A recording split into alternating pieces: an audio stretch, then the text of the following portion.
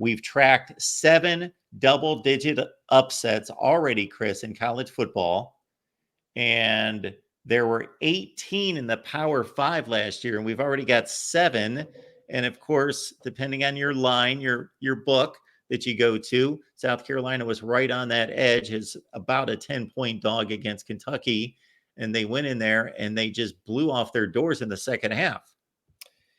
I mean, I think it speaks to a lot, Mark. We've just never known less about these teams than we do now, especially in these early season matchups, right? I mean, I think it's so hard for those in Vegas to handicap, and it's so hard for us to, predict what's going to happen. I mean, there's so much movement with the portal and NIL and rosters changing. I mean, we used to not have that, right? You used to know by early spring, okay, these are going to be the guys you probably knew for the next 3 to 4 years. This is going to kind of be the core nucleus of the team, and there's just so much movement now. It's hard to get a gauge for sure on what these teams are going to be. So, that's the thing. In the offseason, we talk about as the game suffering because of conference realignment, because of portal, because of NIL. But I could argue, Mark, the game's never been healthier, right? With the amount of upsets and competitive ball games. And it's as entertaining a product as it's ever been. Certainly South Carolina was right there, man. I mean, that was one that I took Kentucky in the game. I thought South Carolina could win, but I took Kentucky in the game. And, to see what the Gamecocks did a week after nearly losing to Old Dominion on their home field, just one of the more stunning results of the weekend. So now we've got a LSU game coming up here that's gained a lot more focus nationally because of what South Carolina did on Saturday night. This is obviously an opportunity for South Carolina to show that they can have a competitive season, that it wasn't a fluke going to Kentucky. Maybe Kentucky's not as good a team as we thought, but now we've got a matchup against LSU. And despite what happened against USC, that was obviously a game that came down to the final play. I know LSU is a good team, and South Carolina can really show us something, of course, if they're able to pull this one out.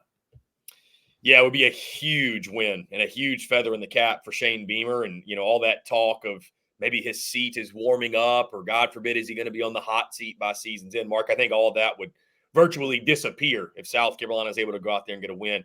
It's also a massive game for Brian Kelly from the LSU perspective, Mark. I mean, I've seen LSU folks go as far as to say it's the most important game of his tenure to this point. I mean, you think about some of the games they've played and, how big of a deal that is, right? To say that. I mean, they've played in some really big games since he's been there. So I think for South Carolina, they're going to have to be better offensively. I just don't think you can count on every single week the defense is going to be able to, to bail you out and go win the game. LSU, we know, is very capable offensively. They've struggled to run the football, though, which has been really interesting. I think, Mark, this is almost a battle of which offense can find balance, right? I mean, neither have been great. LSU's obviously been much better. They've got, I would say, far superior weapons to South Carolina. For South Carolina, it's can they run the football? And you're going up against an LSU front. You lose Jacoby and Guillory. There should be opportunities maybe for Rocket Sanders to have his breakout game. I do think LSU is better defensively under Blake Baker this year, but there's still so many questions with them we just don't have answers to. So the spread right now, I think, in this game is still at 7 points. I am picking LSU in this football game. I think you could consider it a coin flip, but I'm going to go with LSU. I just think in a game where explosive plays are going to matter, and I don't know that South Carolina, again, I'm saying this for the second straight week, but I just don't think they have the offense to keep up with LSU. Now, their defense is fantastic, and maybe the defense goes back out there and wins them another game, but this is their greatest test yet. I think LSU could present some problems in the vertical passing game with Kyron Lacey and the rest of those weapons they've got on the outside, CJ Daniels, Xavion Thomas.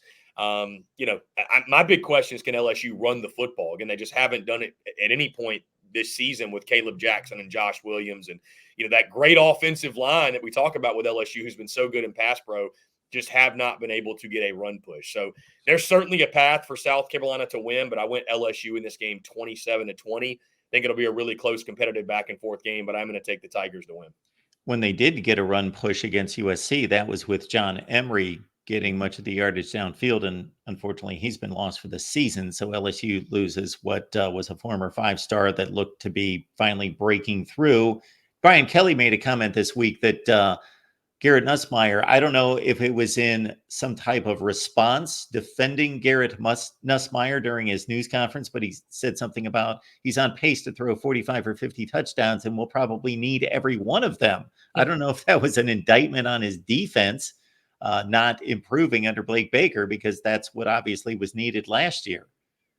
I mean, it's certainly, I think the defense is better. I think also maybe he's challenging the defense a little bit.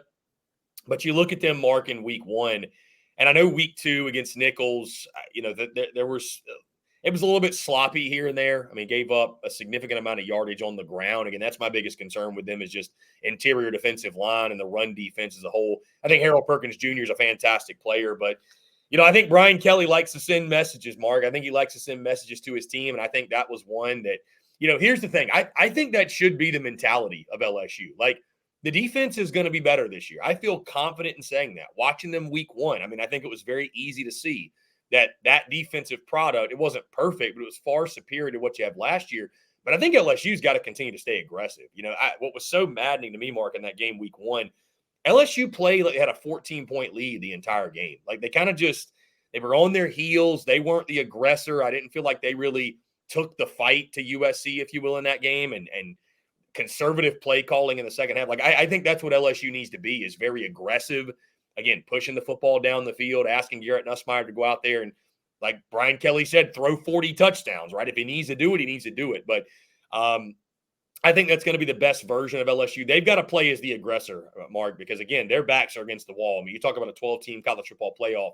They lose this game to South Carolina, you can virtually count them out. They've still got Ole Miss on the schedule. They've still got Alabama on the schedule. They've still got Texas A&M on the road on the schedule where they struggle to win. So you got to have this South Carolina game to have any shot at the college football playoff. And I think the way LSU wins this game is they've got to be the aggressor. They cannot be passive. Yeah, you're alluding to a situation in that game. There was about 7 or 8 minutes left, and LSU had a one-score lead, and it looked like they were just about to put their foot on the throat. And they had a couple opportunities to make it a 2-score game. And nobody's ever confused USC with being a mentally tough team in recent years.